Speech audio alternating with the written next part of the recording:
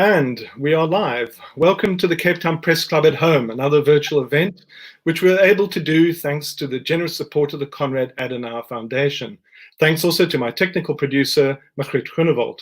We bring these events to you free of charge, but that doesn't mean they don't cost anything. And I'd like to thank the club members who have already made financial contributions so that we can keep this going.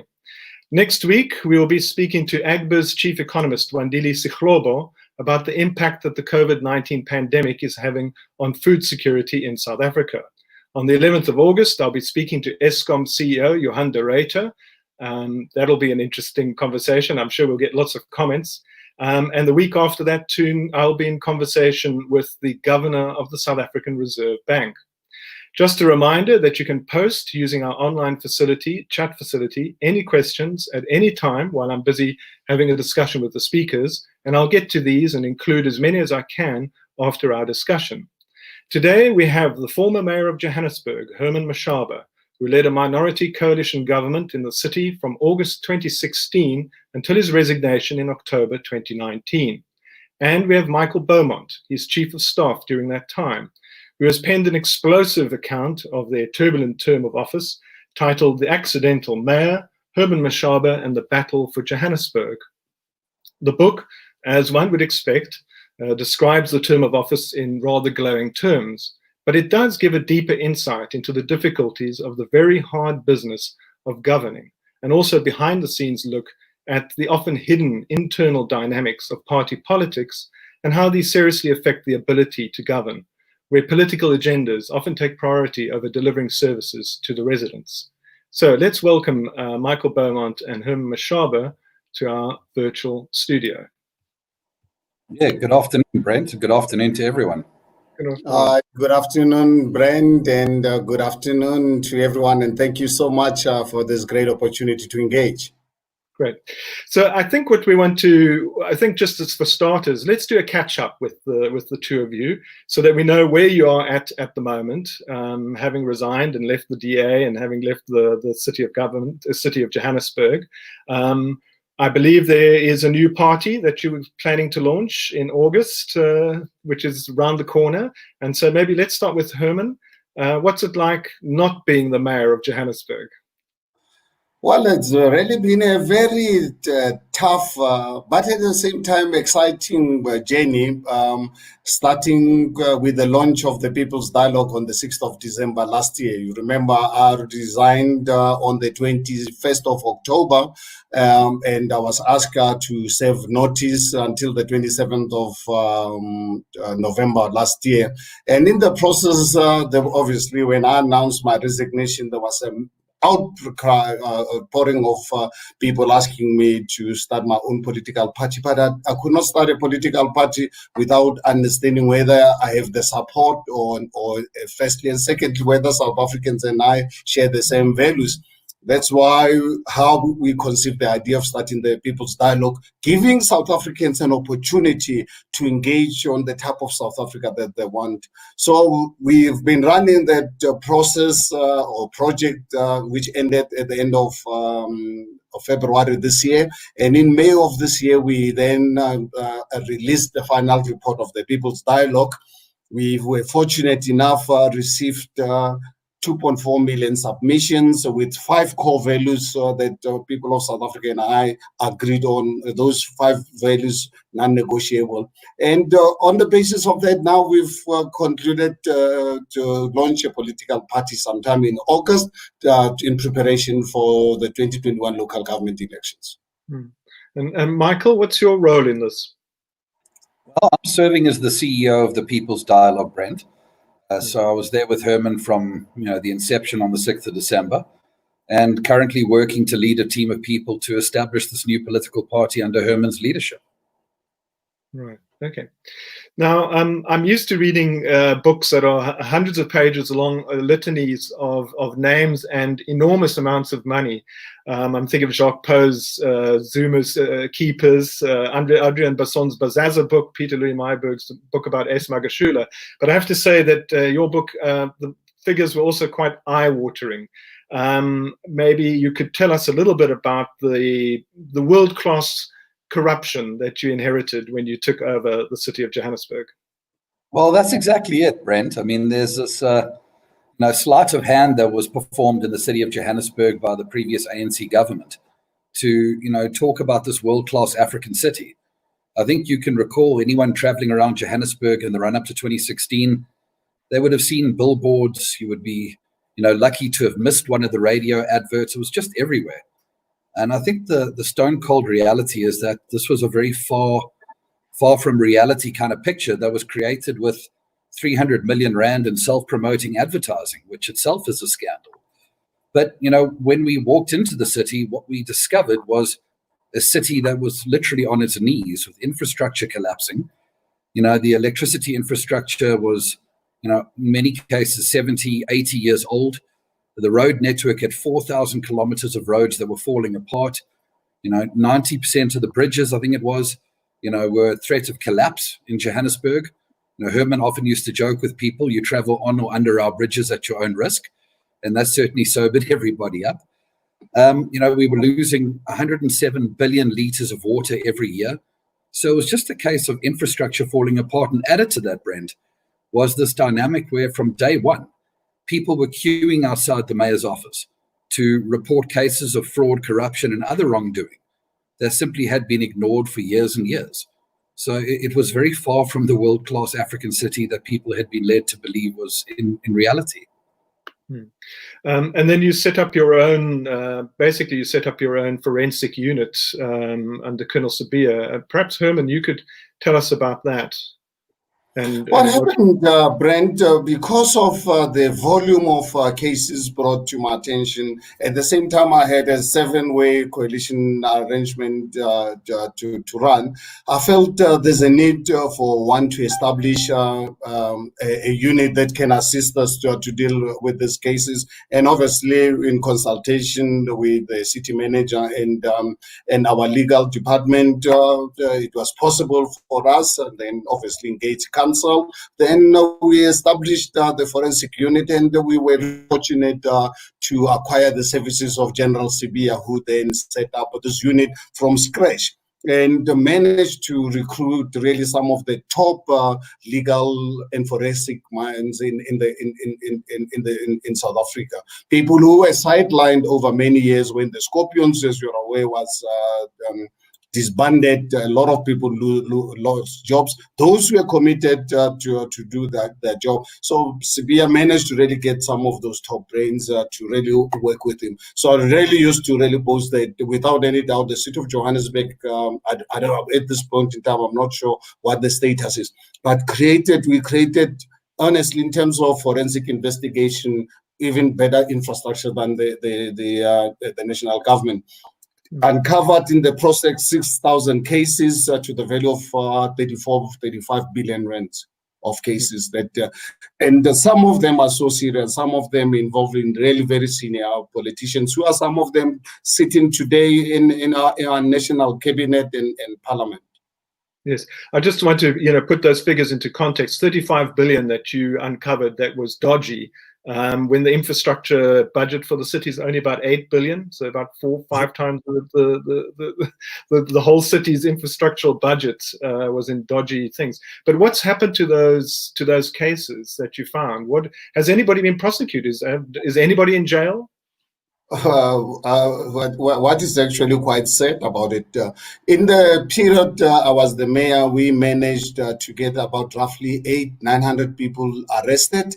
But the cases that people will be arrested and never obviously even see the inside of a cell, and few months later you hear in council ANC boasting about those cases being dropped, with the overwhelming evidence that you did not even have to really be a trained policeman to really prosecute those cases. Unfortunately, there's no interest whatsoever from our criminal justice system. One thing that I need South Africans and the world to know, today we are subjected to the Zondo Commission of Inquiry on state capture. One thing I can tell people of South Africa and the world, that Johannesburg for me was the epicenter of the Gupta state capture.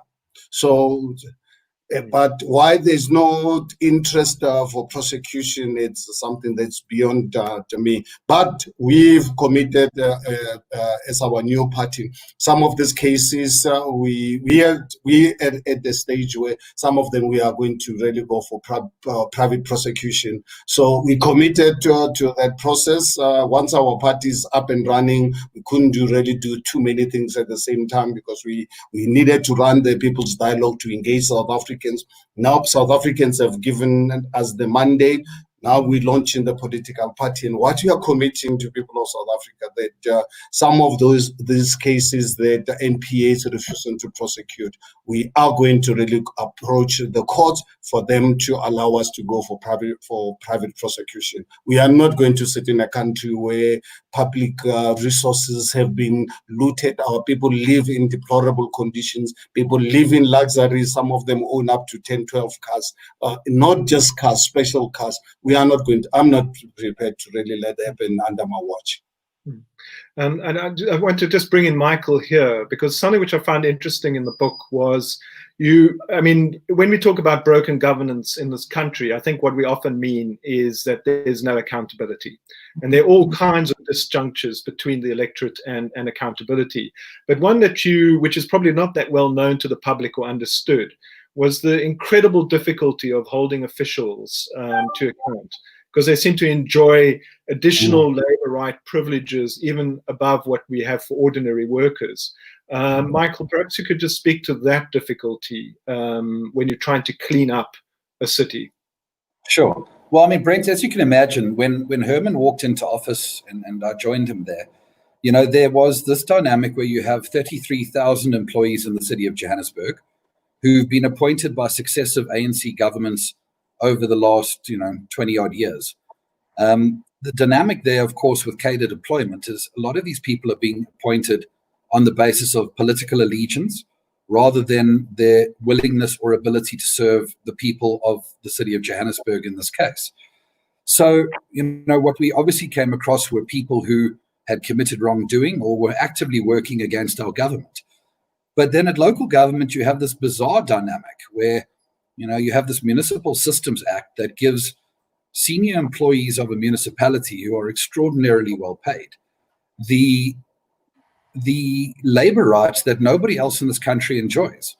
And to talk practically with you now, when you discover a senior manager has done something wrong in local government, you need to call a council meeting within 7 days for all 270 councillors to hear what that allegation is and request permission to engage that employee and ask for reasons why they ought not to be suspended. After getting those reasons 7 days later, you've got to call another council meeting where you've got to consider those reasons and make a decision on whether or not they are to be suspended and request council's permission to investigate. Then you have a period of time that is prescribed to go and investigate. And when that investigation comes back, you need to call another council meeting to determine what you do with that investigation. So, when you have people who have done wrong, in some cases, potentially criminally wrong, you have a scenario where that person is sitting there while the law is prescribing that they need to go through this council meeting after council meeting process, which is a bizarre phenomenon in South Africa when no one else enjoys those kind of labor rights. You make the point as well, and it's related, I think, where you say government is almost paralyzed by supply chain management legislation, and I found that interesting. And you say that the answer to corruption was, it seemed that government's answer to corruption was to create more and more legislation and auditors who audit auditors who audit auditors. But eventually you're paralyzed in terms of how you're able to deliver and how long and how slow government and cumbersome it becomes. And you say, we've got a basic trust problem in the country that, if there's a corrupt world, they're going to find a corrupt way. I think you put it that's how you put it. And so more legislation is not the answer. But then what is the answer? How do you get honest officials? How do you get honest politicians?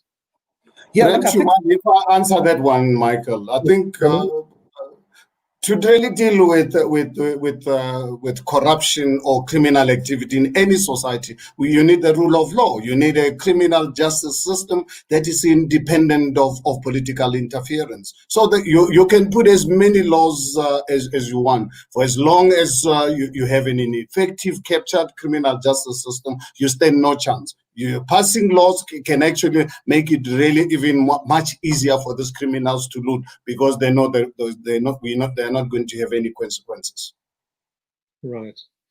But then, okay, so I want to get this one out of the way, and I know you've answered it numerous times before, but of course there is, elephant in the room. You yourself fell foul of being accused of let's say, dodgy practice.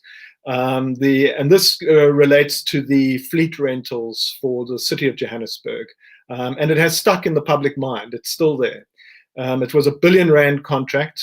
Avis, their contract was not renewed. It went to AfriRent, and it then became apparent that there were payments being made to Julius Malema, or an account to which he was linked, and seemed to have benefited from that tender. And also, it was a bit of a weirdly structured tender, because it was piggybacked on, which is allowed, but it piggybacked in a very strange way on a tender for Magali City. And now National Treasury is investigating that, and Amma Bongani has written, and I think they've written, quite balanced and competent reports on that. How did you find yourself? You're going to shake your heads. Good. How did you find yourselves in this position? Brent, I think why I'm shaking my head to say it was balanced. What is really balance? Because in the first place, on the day when this matter was brought to my attention, I did not know that in this world there's a company called AfriRent. That's the first important matter to understand. Secondly, I was not aware that the city was in the process of a vehicle procurement. Thirdly, and more importantly, in the 3 years that I've dealt with the EFF has never discussed with me any tender, because there's something that I would not even be stupid to really entertain.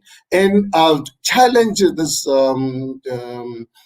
journalist who wrote this article on numerous occasions. Even today, I challenge them that we can appear in front of a judge where I can obviously confirm under oath if whatever I'm saying, it is true. But I want this journalist to also commit the fact that his writing does not have any political motive behind it. And I've been challenging this forever.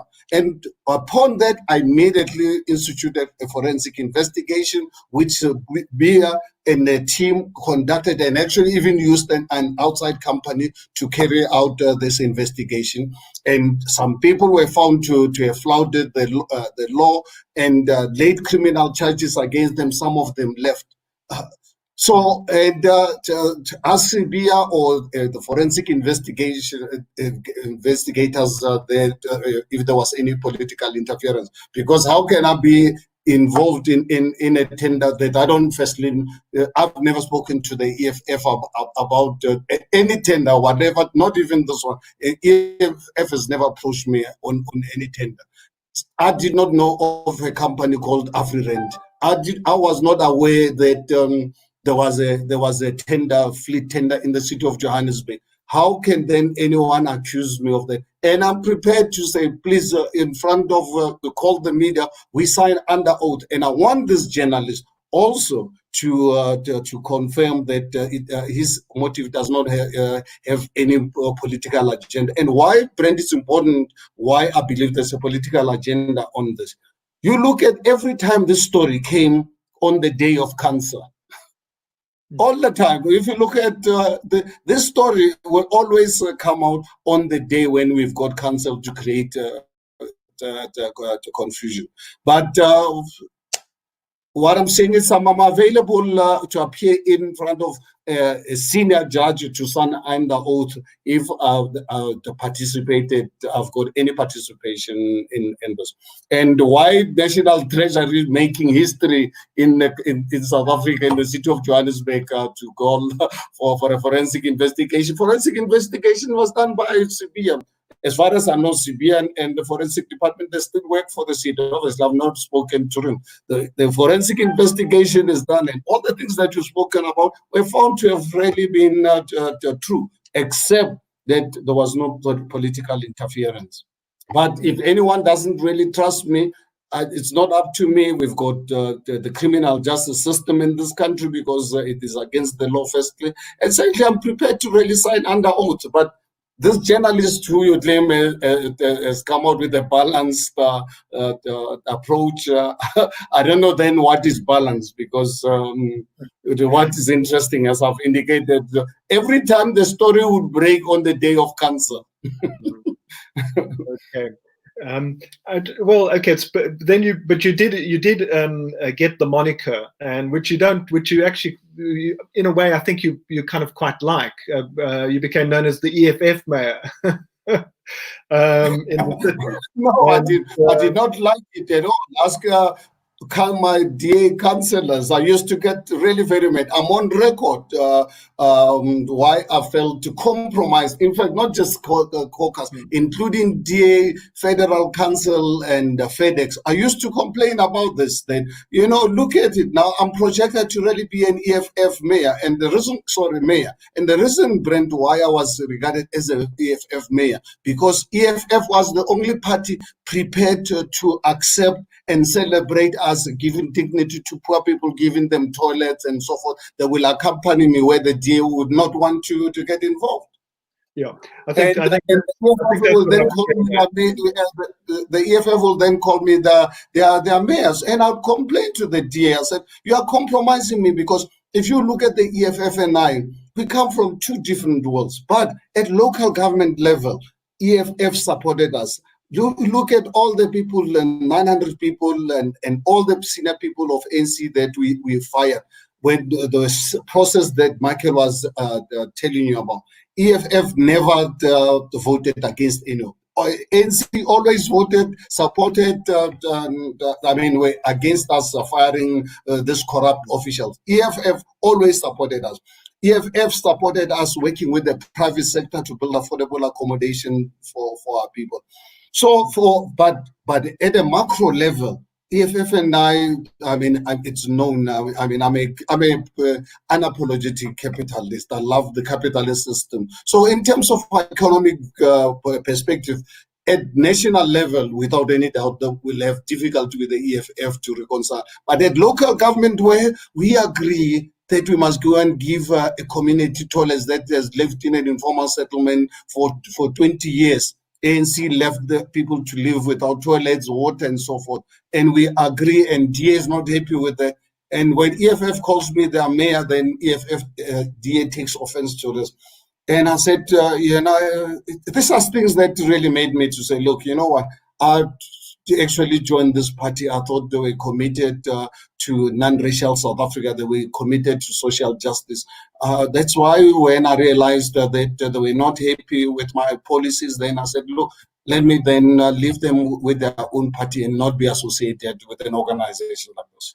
Yes, it was that flexibility which I found very interesting, because you do come from an ideological space that's very, very different. You used to support, you used to be against BE and affirmative action. You then changed your views. I am still against NCB. Yes, I am still against the manner in which ANC is executing BE. Okay, all right. So, but I thought there was a shift there, and also that you would not have, probably would not have agreed with insourcing before you became the mayor. But once you became the mayor, you did look at insourcing the security guards, for instance. So there was, I found that ideological flexibility interesting, and probably why you were able to hold together a razor-thin majority in a minority coalition government of 7 parties. And I think what you've just said now goes to the heart of the difficulties there. And that's one of the more fascinating areas of the book. Is it turns out that your most difficult partner in your coalition was your own party. And certainly, according to your account, Michael, you seem to have felt that you were torpedoed by the parliamentary caucus.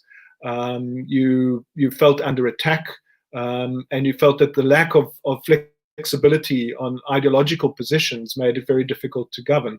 Perhaps you could just speak to that and maybe take us to that one moment during that nodal policy review where you say, and I'm going to quote you here, "I lost all sense of attachment to the party to which I dedicated my life for more than a decade.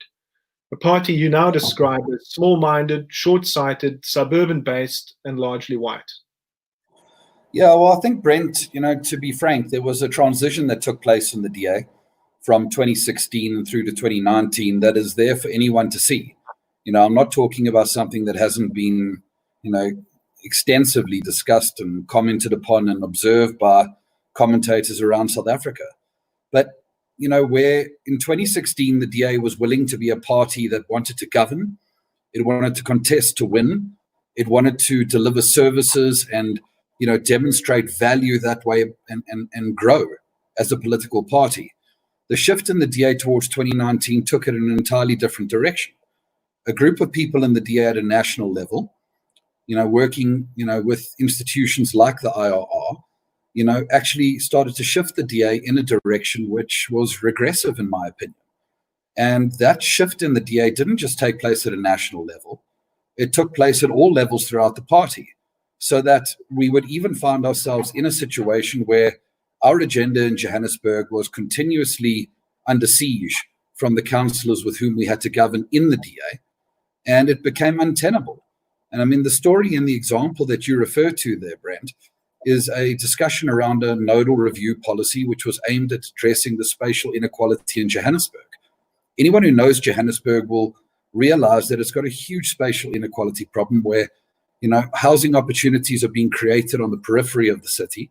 People are spending 3 or 4 taxi rides to find economic opportunity, up to 50 or 60% of their household income. And it's just simply untenable not to address that problem.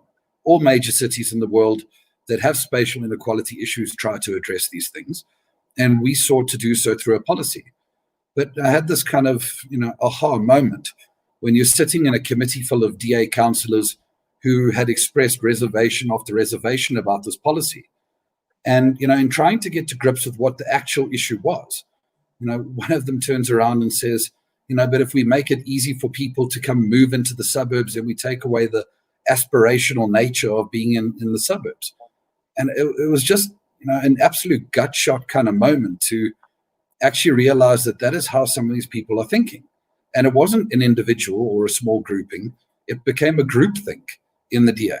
And it was completely misaligned to the DA that I joined in 2007. And it wasn't that my views had changed, Brent. The party I joined in 2007 and the party that I ran campaigns for would never have tolerated that kind of thinking back then.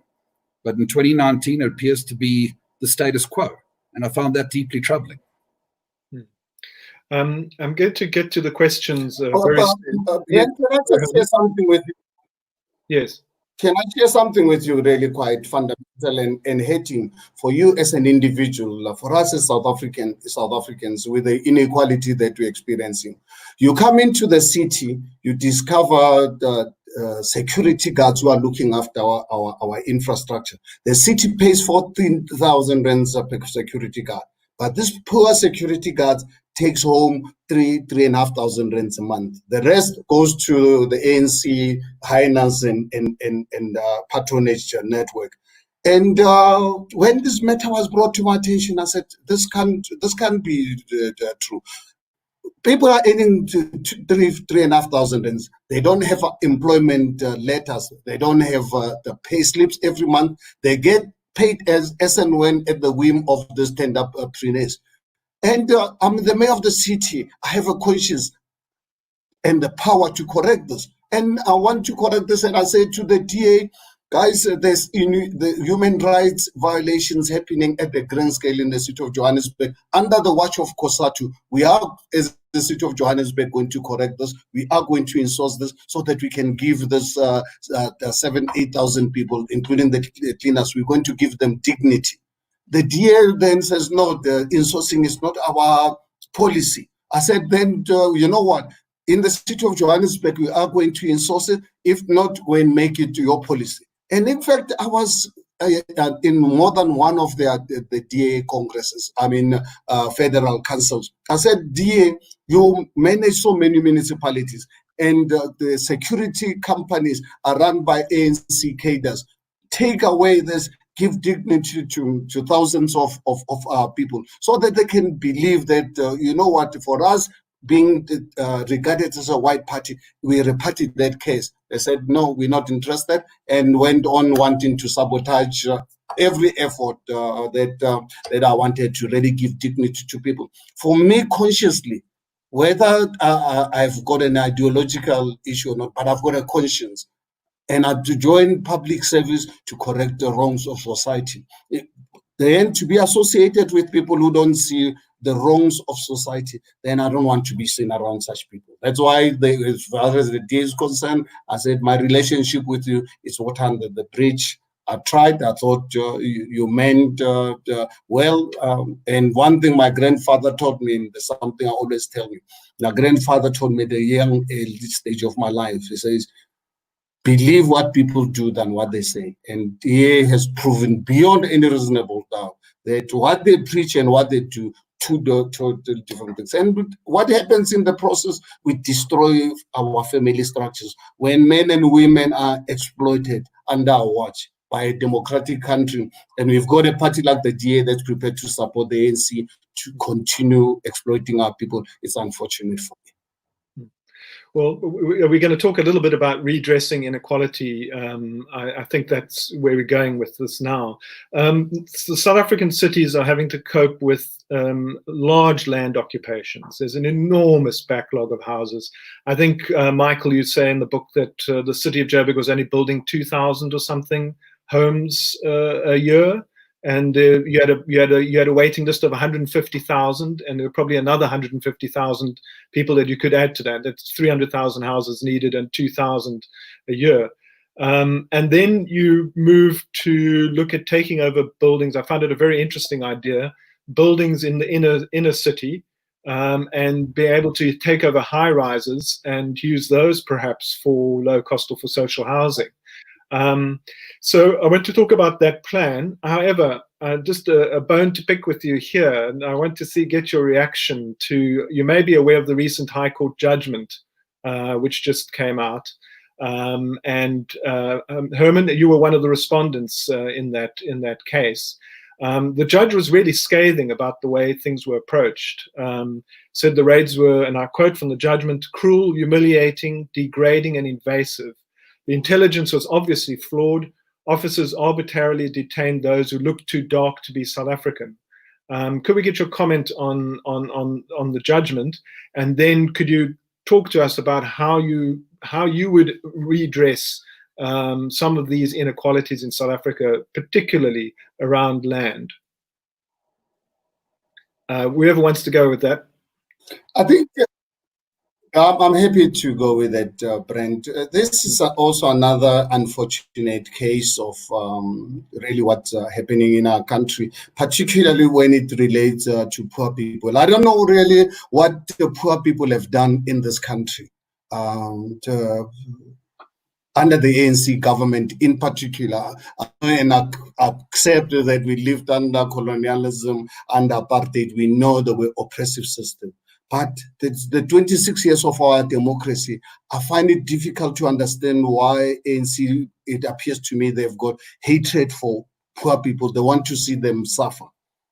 Because all of a sudden this matter, this judgment went to court. And without even studying it, I said, I wonder who represented the city of Johannesburg in this matter. Was the judge actually ever taken to these buildings to go and see how young children are born and raised in those buildings?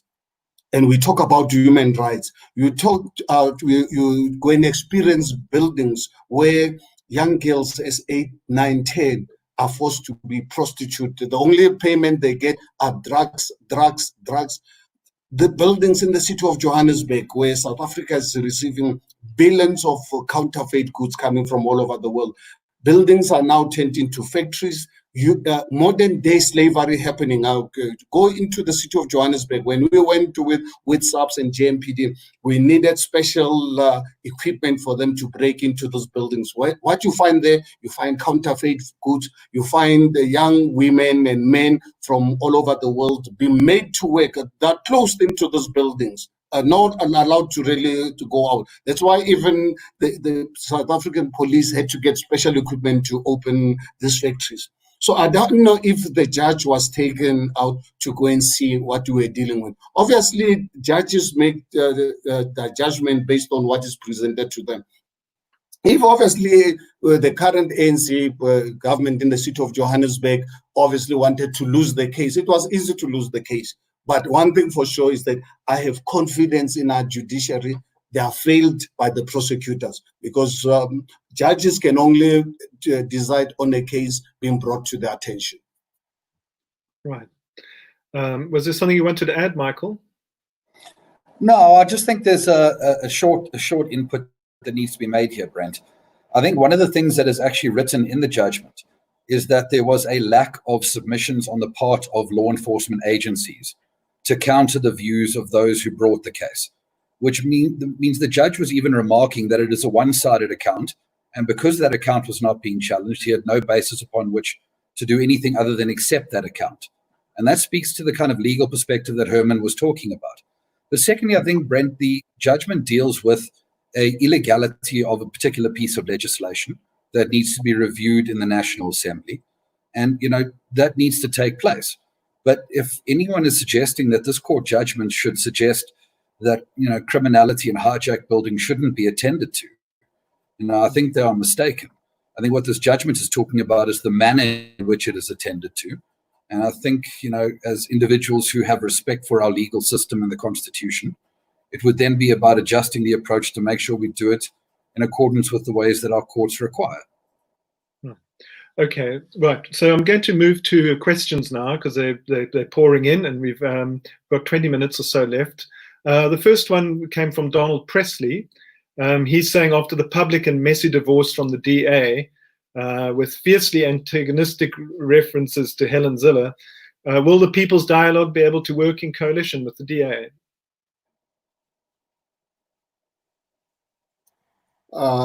Fortunately enough, I was really very clear from the time we launched the People's Dialogue, because I think you have to really be blind to realize that South Africa is facing, for the next many years, coalition arrangements.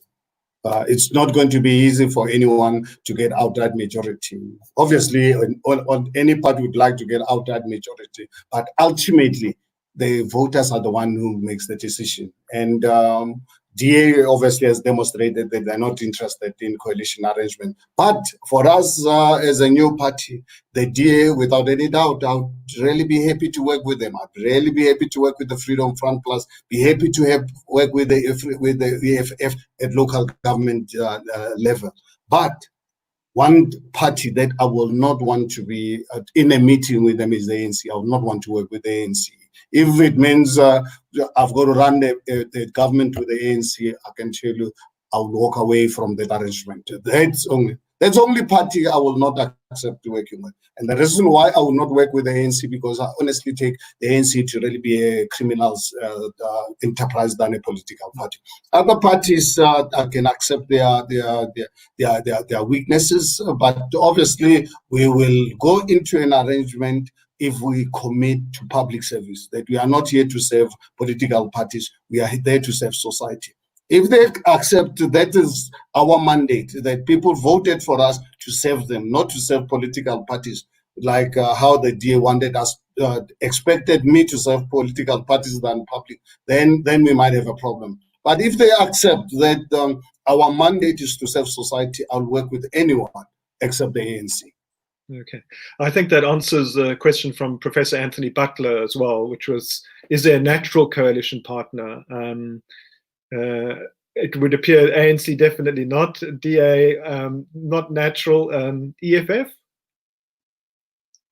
I'll work with EFF at the local government level. I think without any doubt, and I'll really give them credit for the support that they gave us to ensure that we can pass our budget, we can fire out corrupt officials, we can get the private sector to come and work with us in the inner city to build affordable accommodation for our people. We must build infrastructure in informal settlements where people can have their dignity. As long as they are prepared to really work in that fashion, and there's no question of dealing with administration, I'm happy. I will work with them. I'll work with the Freedom Front Plus. We worked with the councillor from the Freedom Front Plus, excellent human being, who actually was the chairperson of one of the portfolios. Ask him, the Freedom Front Plus, ask him who was in his committee, who were his biggest critics when it came to issues to deal with poor communities. DA was used to after every meeting to come to me, says, I need help. What's happening here? Why is DA against us doing the right things? Because us as the Freedom Front Plus, we will do this with our eyes closed. So basically what it says to me, if I take Freedom Front Plus and the current leadership of the DA, Freedom Front Plus is a very progressive political party compared to the DA. Yeah, well, I found it fascinating in the book that you said that you weren't even aware what the terms of the coalition were and what the arrangements were 6 months into government, and I think it was the Freedom Front who actually gave you what the agreement was with the DA. That was an interesting detail. Clive Keegan wants to know: do you favour a system of directly voting for the mayors? Well, one of the core values of our blueprint for our political party is electoral reform, and I'm committing to people of South Africa when we launch the next month and prepare ourselves for local government elections. And obviously, we're not going to be competing in all the 278 municipalities. We've already identified the 3 municipalities in Gauteng, that is Johannesburg, Tshwane, and Ekurhuleni. Other municipalities will consider them on the basis of finding ethical leaders, and the municipalities must be winnable, and we must have the resources. But one thing that I'm committing to people of South Africa that are going to be members of our party, our public representatives, even without constitutional amendment, our public representatives, including our mayors, are not going to be elected by us as a political party. Our public reps are going to be elected by people in each ward. We're going to run primaries long before the actual elections. When we give our public reps to IEC, those people are not going to be elected by us, are going to be elected by the communities. Which take that one step further, though, is that the recent judgments of the Con Court that has made way for independent candidates at a national and provincial level. We've put forward a position on that where, the electoral reform change that needs to take place in the Electoral Act needs to go beyond just having independent candidates. Because an independent candidate fighting a constituency, which is the entire country, is going to be meaningless. You can even imagine a scenario there, Brent, where an independent candidate gets 500,000 votes, the threshold is 40,000. What happens to the 450,000 that gets left over? It gets allocated to other political parties who those voters didn't want to get those votes. That is why at the end of the day, what we need to look at is a system of geographical representation of constituencies and people being directly elected. Because then the South African voters will have the opportunity to look at the caliber of people who are being put forward. Political parties would have to put forward much higher caliber candidates than they do right now. Because at the end of the day, if in your constituency a party you don't ordinarily vote for puts forward a high caliber candidate, it would make you think, where the party system right now doesn't. which brings us to Jan Hubert's question. I think you've answered this publicly before, but for our benefit here, how many municipalities do you intend to contest, and where? And will it be, I think, mostly Gauteng? Well, at this point in time, we've identified the three in Gauteng because these two municipalities are winnable. ANC got big hiding in 2016, and we know they will lose at least a minimum of 10% of their current votes. So these three municipalities are winnable. From a strategic point of view, they are the low-hanging fruit. There's no way that anyone can expect us to go and contest 278 municipalities, put something like that together in 1 year. It's humanly impossible. Even if you can throw any amount of money behind this, it's not humanly possible. So we are committing right now on the three. However, there's an outcry from other municipalities who are saying, please, can you give us consideration? So our head of ground operations, Mr. Funzi Ngubeni, is right now actually working with our people on the ground, engaging them to give us a case for us to contest those municipalities. And we will, as I said, we'll look at whether the municipality is winnable, firstly. Secondly, can we get an ethical leader, someone who's not going to really embarrass us? And thirdly, can we have the resources to contest? So we will only go outside Gauteng on the basis of these three factors actually being met. And Brent, Brent, I think the key thing about that is the context of that decision. Is that if you look at new political parties that emerge, they try and contest 278 municipalities. They spread their resources too thin. Many of those municipalities are far and away unwinnable for them. The best hope they could have is getting a single councillor. And the objective that we are working towards here is governing. We only want to contest municipalities where we will win and where we will govern, so that we can deliver services effectively and demonstrate value so that we can grow outwards from those municipalities in 2024 in a bid for provinces and for national government. And that is the important context of that decision. Right. And then I want to move then to Daniel Silk's question, which I think is an interesting one. And it also, there are other questions here saying, how do you differ from the EFF and how would you differ from the DA? Could you speak to that? In what ways, what are you offering the electorate in terms of your policies and your philosophy that is different from the DA? Well, we are committed, not just by cheap talk, we are committed to a non-racial South Africa. And we're not going to really take it for granted. It is not going to be a political slogan where you talk about one South Africa for all, but when you practice something different. So when we commit to non-racialism, we really mean it, that we are committed to non-racialism. Secondly, we've committed to free market economy. It's not negotiable. Less involvement of government in the economy. We want the private sector, particularly small businesses, to really be the ones to drive our economy. That is why I've made it abundantly clear I don't want to really have a direct relationship with any trade union. The trade unions will have arm's length relationship. Unions are there to represent their members. Us as government, we're going to be there to represent all the South Africans, including unemployed people, employed, and so forth. That is why we want the private sector to drive the economy. We are committed to social justice. We cannot accept to live in a country where we are known worldwide to be the most unequal society in the world. We became even more unequal under the new democratic dispensation. So we committed to ensure that we bring social justice. More and more of our people are losing jobs. Just imagine, before COVID, we had almost 39% unemployment. The latest figures we're getting out is that already since COVID, we've already lost 3 million South Africans. We are about to lose another 4 million South Africans are going to lose jobs by end of this year. So we need to ensure that we get as we develop a non-racial South Africa, we allow the private sector to grow the economy.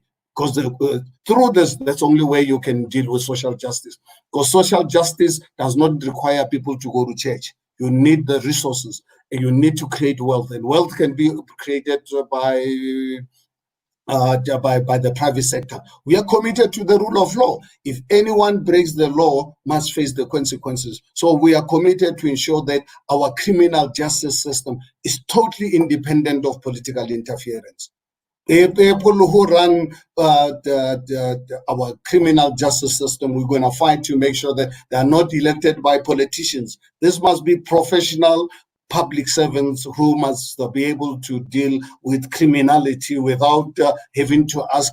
Right now with the ANC, before they arrest, they've got to find out how connected Brent is.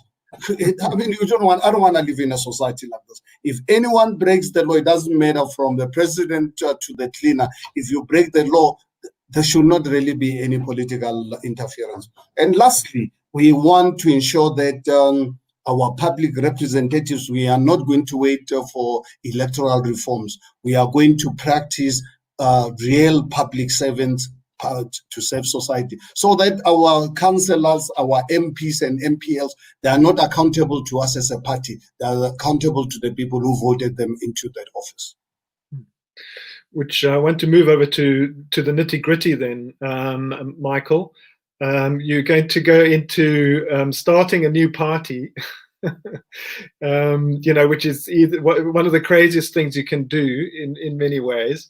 And of course, there's all kinds of things, and everybody who's been thrown out of every other party in the country will probably come to you.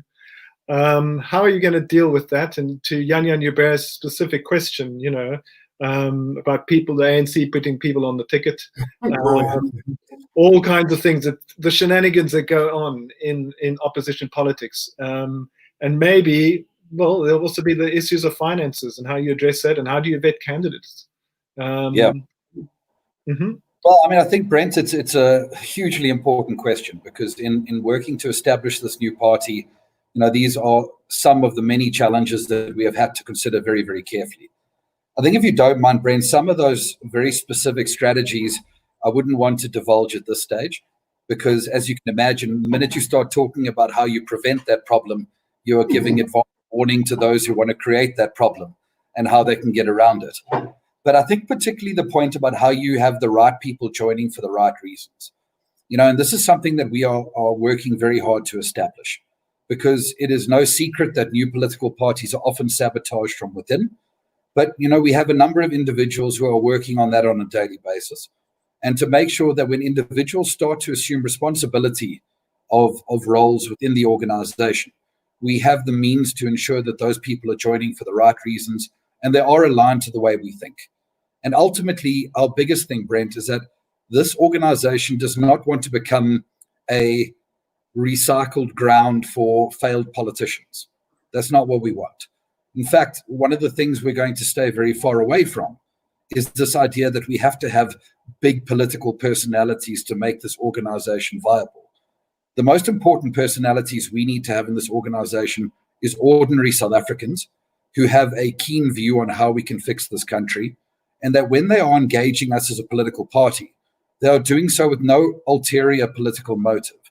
They are doing so because they have a perspective to add, and they are willing to contribute to that project, which we've already found as a successful program in our policy development suite. So, for example, Brent, we have called upon professionals in South Africa to come forward and engage us on our policies that we will table at the end of August. And we were amazed. We were talking criminal justice policy, Brent, with prosecutors with 30 years experience, private investigators, detectives, heads of anti-corruption. These are the kind of people who are coming forward, Brent, because they know what needs to be done to fix this country, but they've been systematically ignored over the last 26 years as well. And then finally, on the finances, it is no doubt a very difficult time financially for individuals and businesses alike with COVID-19. But we're an organization that has been structured to be lean and mean. We have deliberately ensured that we keep our overheads down, and that every cent that comes into the organization, and quite movingly from ordinary South Africans who are giving money they can't really afford to give, but they're doing it nonetheless because they believe in this, is being put to the right purpose of growing this party into a viable alternative. Right. That's a nice note to conclude on. But what I want to say is, we do need to talk about COVID-19. The economy was not in the greatest shape just before the pandemic struck, and then we had the pandemic. We've seen a lot of new parties, a third way, but trying to get us out of this fix between two major party, two poles. And you joining the run now, and I don't need to name all the others from COPE onwards. But maybe, just maybe, COVID-19 has changed things sufficiently that maybe a new party has an opportunity here. How do you see the COVID-19 pandemic, and is there a tabula rasa that we're facing because of this pandemic, which may give you an opportunity? I think, let's look at it from a practical point of view, Brent. You can imagine if we had the old normal. I would be having this in Cape Town. I would have had to fly, stay in hotels and so forth. I'm having this discussion from the comfort of my study here in Johannesburg. We're reaching millions of people in one go. I remember when we launched the report, we massive event. Also, alone sitting in my study at home, Andre, our head of policy, at his house, and Funzi at his house. The three of us were running a huge event. Every media house was there covering the event live. And that's how we're going to be launching our political party. You can imagine if we were living under the old normal, the resources that you really needed. So COVID, as much as one dread to really think about the consequences, it's really been a terrible thing to really happen to the world. But fortunate enough, it has actually exposed ANC's mismanagement of our economy. Because one thing that we've got to understand and accept is that by the time COVID hit, our economy was already on a stretcher to be wheeled into the ICU. So right now, South African economy, it's like a patient in an ICU with medical surgeons who don't have a clue where to start. Because right now, if you look at people who are running our economy right now, they have no clue where to start. In fact, they're messing up with this patient. Because if you look at the type of decisions that they take, you can imagine the president of the country taking a decision to close liquor outlets on a Sunday night at something to 9. People went on Monday morning, went to work. Trucks had already left the places to go and deliver. The president of the country, I don't know, in his committee didn't think about the financial implications of this. Look at how we are disseminating the tourism industry in this country. We're happy to lose another 4. We've lost to lose 7 million people in 1 year. So basically, what's going to happen, Brian? By end of this year, we're going to have more people unemployed than employed in this country under the ANC government. That's a fact. Even this morning, I listened to the commissioner of SARS. You look at the infrastructure backlog because they are receiving less money. But look at the looting. They've taken looting to another level. How many ANC councillors have been involved in looting food parcels? They're buying scooters as ambulances and all manner of corruption, which is actually a shame. And we're expecting the international community to assist us. How do people assist the country that the politicians are going to really steal the money? It's actually quite a shame. But let's hope and pray that this patient recovers, because it looks like this the patient has to recover on his or her own, because the surgeons are responsible for getting this patient to be alive. Unfortunately, they've got no clue. In fact, the better the surgeons stay away from this patient, the better chance of this patient actually surviving. Michael, closing remark for that? On COVID-19 or? Yes, on COVID-19. Do you see an opportunity here? Well, I mean, I think the opportunity arose not because of COVID-19. I think it'd be terrible to look at COVID-19 and the suffering it brings as an opportunity. But what I do believe is that the landscape of South African politics had changed before COVID-19, and there was a changing in timing. So I think if you look at political parties that have emerged in the past, the timing was wrong. And that is one of the many reasons why they failed. But I think South Africans have gotten to the point now where they don't believe in their political system. Their political system has failed them fundamentally. And to provide this perspective, Brent, in 2019, and let's just say with enough challenges that people should want to be involved in the political process, 18.5 million people of voting age didn't vote. 17.5 million did. Now, this is not a problem of apathy. Unemployed people in this country aren't apathetic. They're just looking at this political system saying it's not worth my time. And I think that is the timing of which I speak. And I think that time is now coming where this new organization is going to provide that alternative. Thank you. Then I'd like to thank both of you very much for your time. We're coming up exactly at 1 o'clock, very neatly. And it was a pleasure to talk to you. And we'll conclude with that. Thank you, everybody. And thank you for everybody who participated. Thank you so much, and good afternoon. Bye-bye.